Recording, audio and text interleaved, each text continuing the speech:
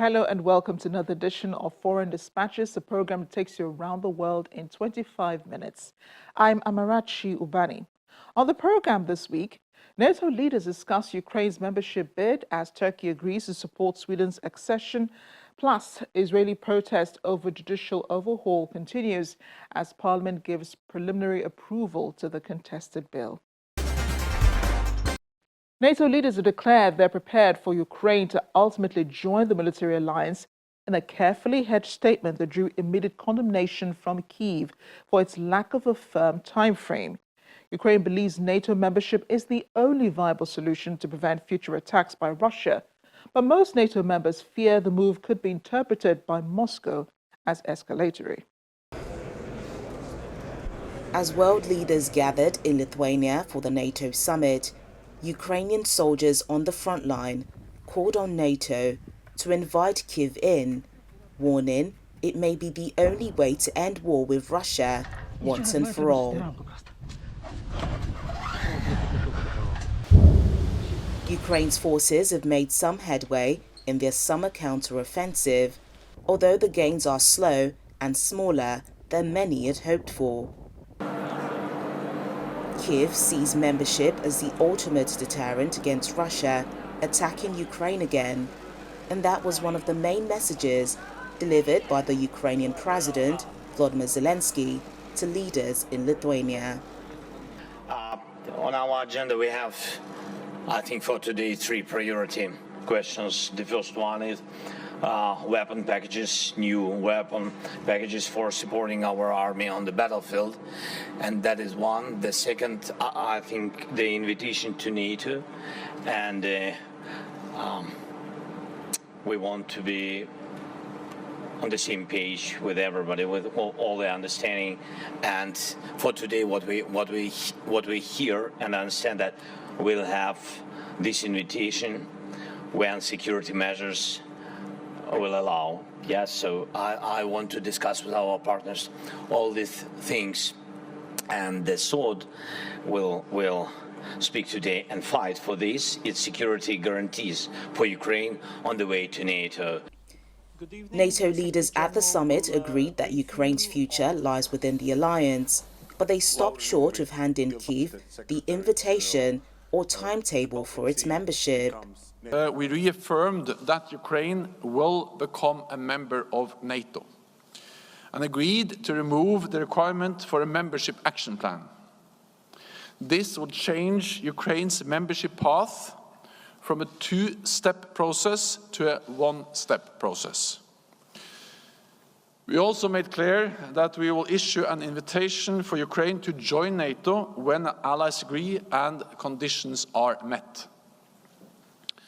This is a strong package for Ukraine and a clear path towards its membership in NATO.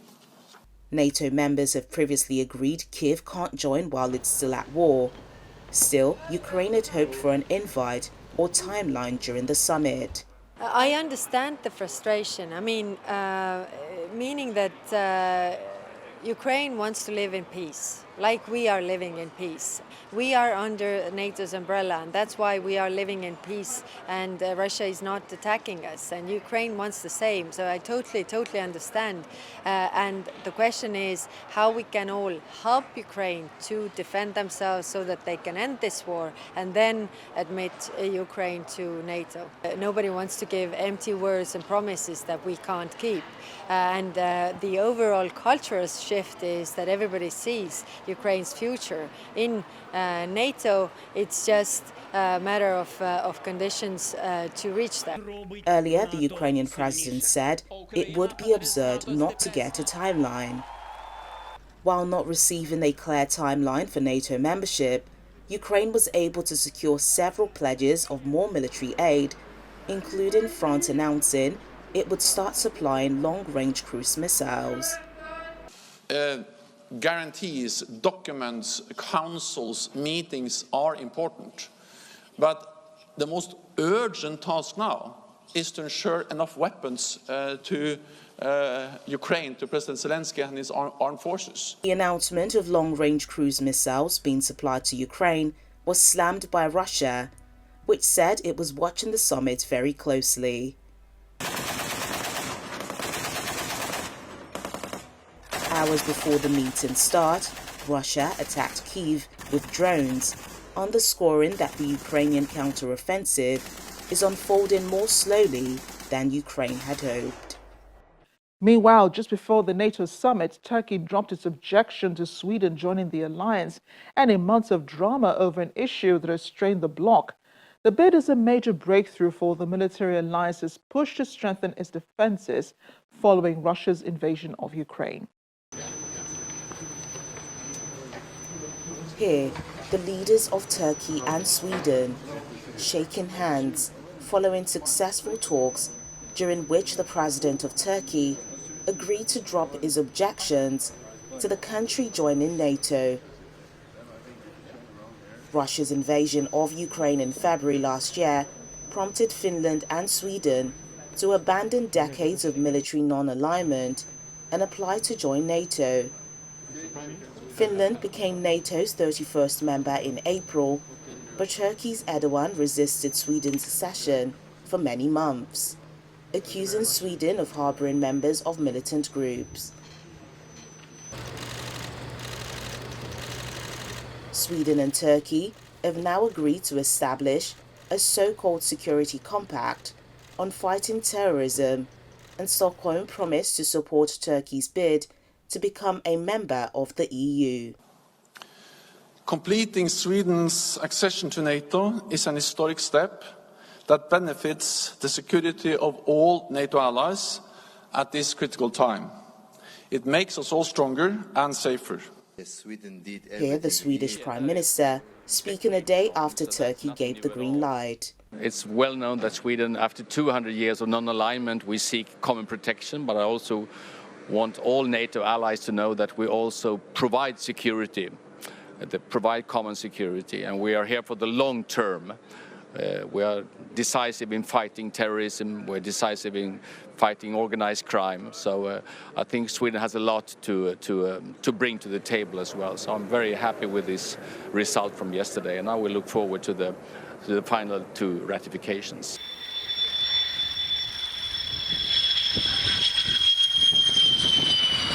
Some NATO partners believe that Turkey, which requested in October 2021 to buy $20 billion of F-16 fighter jets and nearly 80 modernization kits for its existing warplanes, has been using Swedish membership to pressure Washington on the warplanes.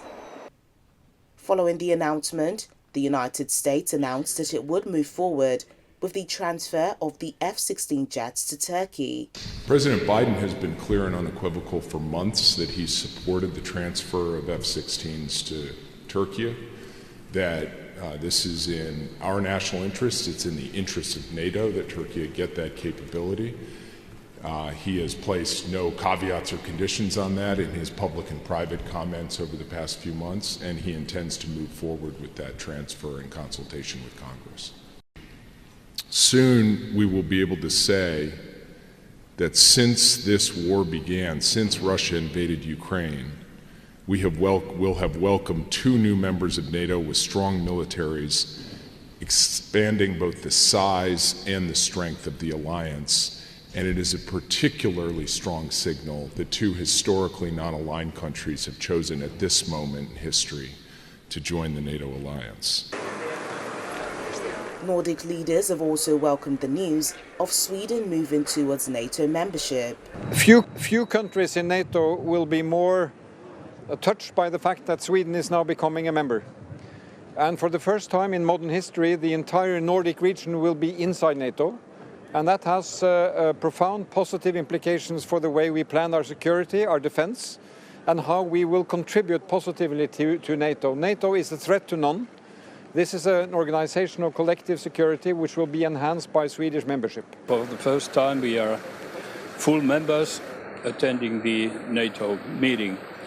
The first good news we heard already, I mean that our good neighbor Sweden has succeeded in their negotiations to get some green light to their membership.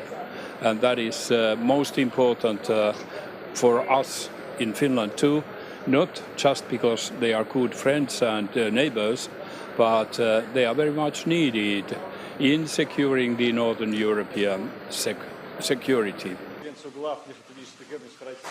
Russian Foreign Minister Sergei Lavrov said on Tuesday that Russia is taking appropriate and timely measures in response to the possible membership of Sweden and Ukraine to the NATO military alliance. Russia has repeatedly warned against the expansion of NATO, saying the military and political consequences of such a move would oblige it to restore military balance by strengthening its defences in the Baltic Sea region and risk escalation of conflict between Moscow and the West. To Israel now, where Parliament has given preliminary approval to a bill that limits Supreme Court power, part of a rebooted judicial overhaul by Prime Minister Benjamin Netanyahu that has set off a deep political crisis. A drive to change the justice system by Netanyahu's ruling coalition of nationalist and religious parties has sparked unprecedented protests, a stirred concern for Israel's democratic health and bruised the economy. Shouts of shame from opposition politicians in Israel's parliament early Tuesday as a controversial bill to rein in the Supreme Court's power passed the first out of 3 votes. The overall, led by Prime Minister Benjamin Netanyahu's right-wing coalition, won support from 64 out of 120 seats. The new bill strips judges of power to void decisions from government and elected officials and deemed them unreasonable.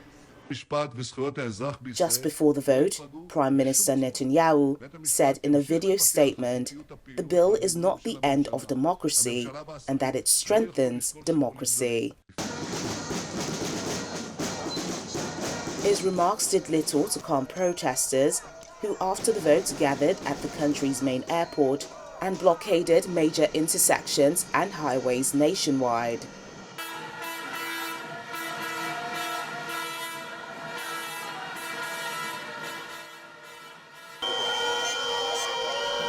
Some protesters laid on roads, while others threw flares. Clashes erupted as police worked to reopen various roads across the country, and several people were arrested.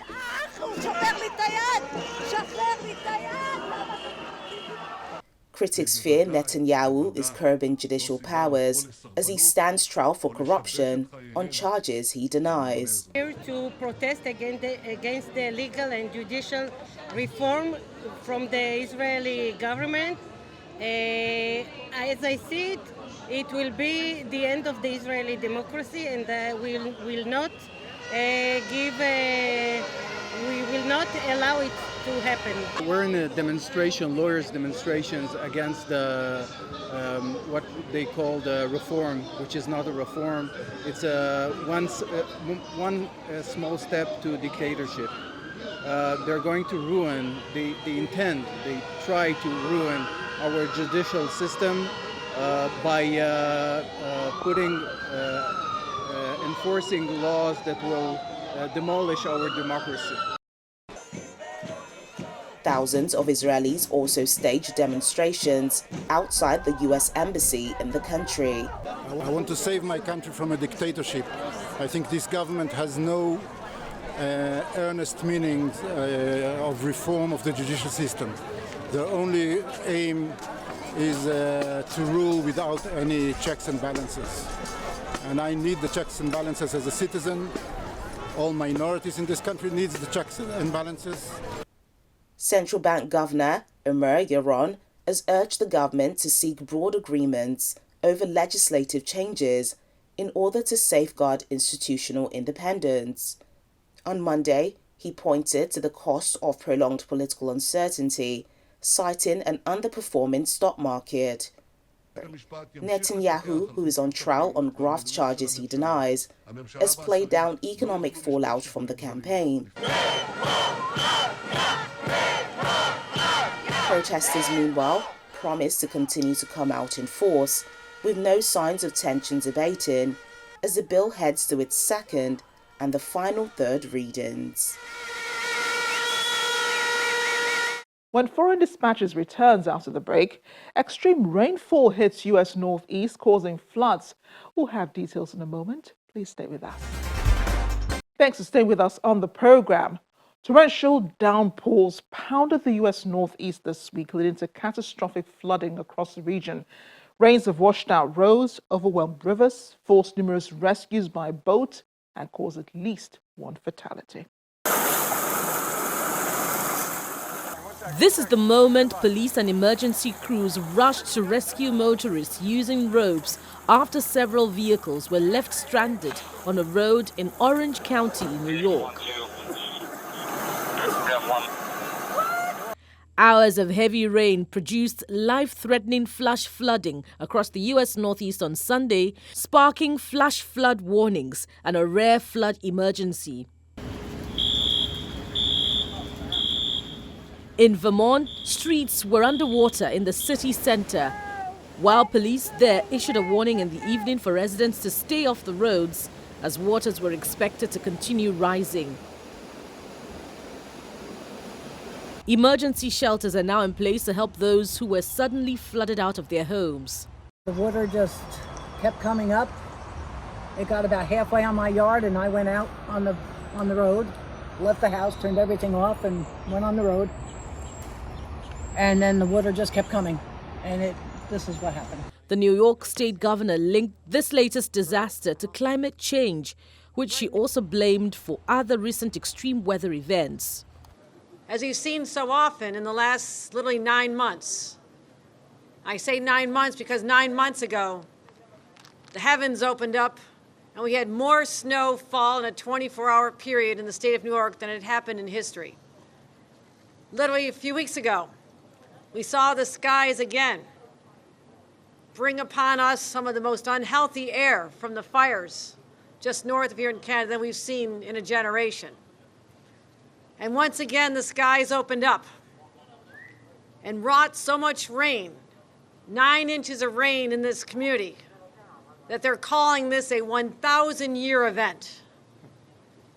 It's only the second time ever that the National Weather Service issued a flash flood emergency. The last time was Hurricane Ida. My friends, this is the new normal.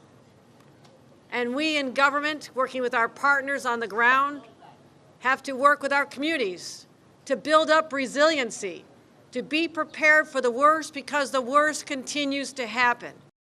These are unprecedented weather events that keep hitting us over and over and over again.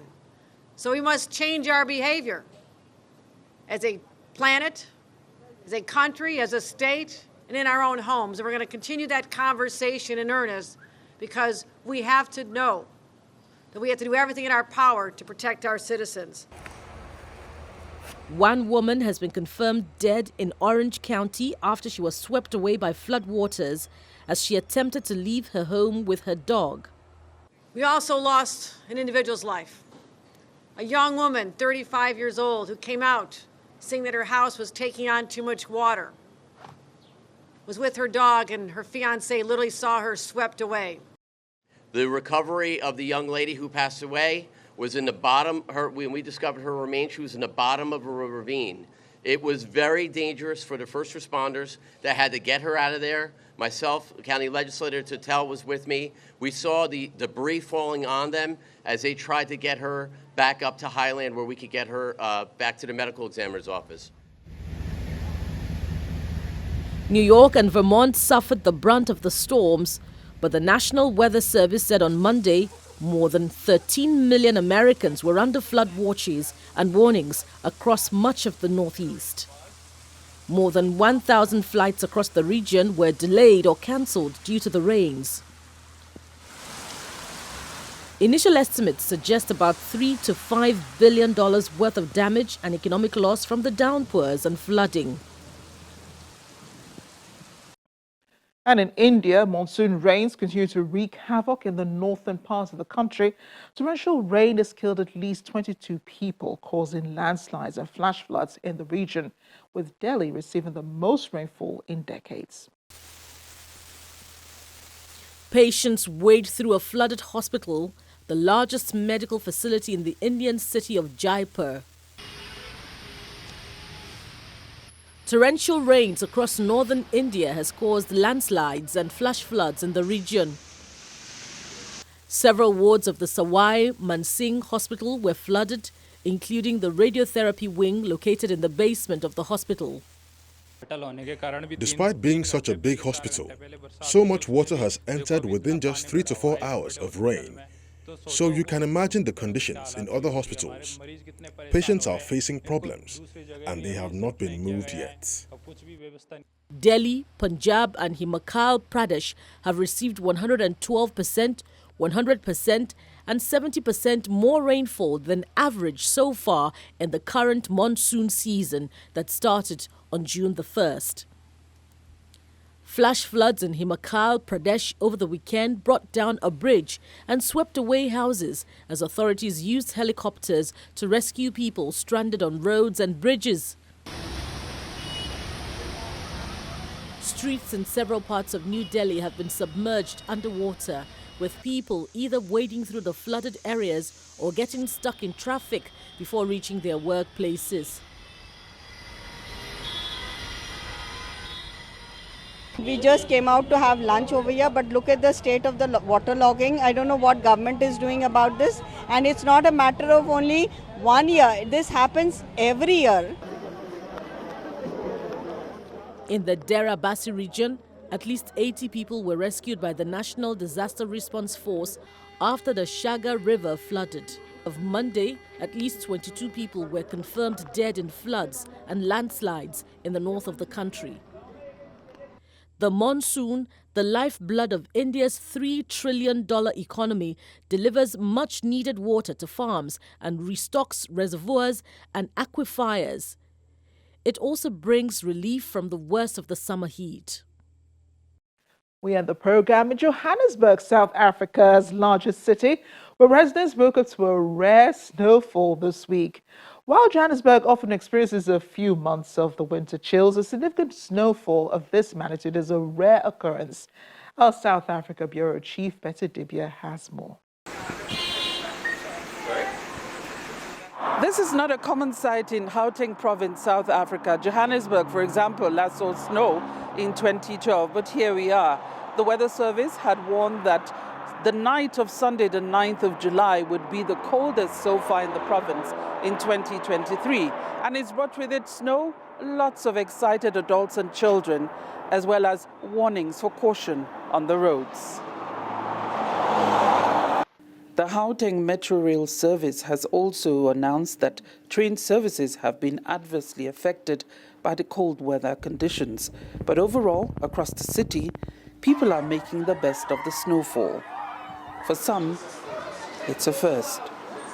This is my first snow experience and it's very cold, but it's very beautiful and I'm enjoying the view of it, but it's freezing. What we're experiencing now, it's so amazing. It's our first experience. I can say for me, it's my first experience.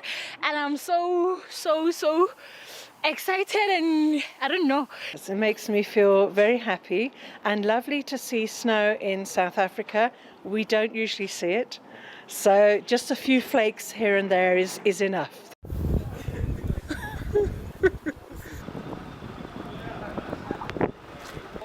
Dress warm, drive carefully and be cautious with heating devices at home, so says the Weather Service, as more adverse weather is expected throughout this week, with much heavier snow expected in the Eastern Cape province. That's the program today. Remember, all our top stories are never far away. You can catch them on channelstv.com. Thank you for watching. I'm Amarachi Ubani. Bye for now.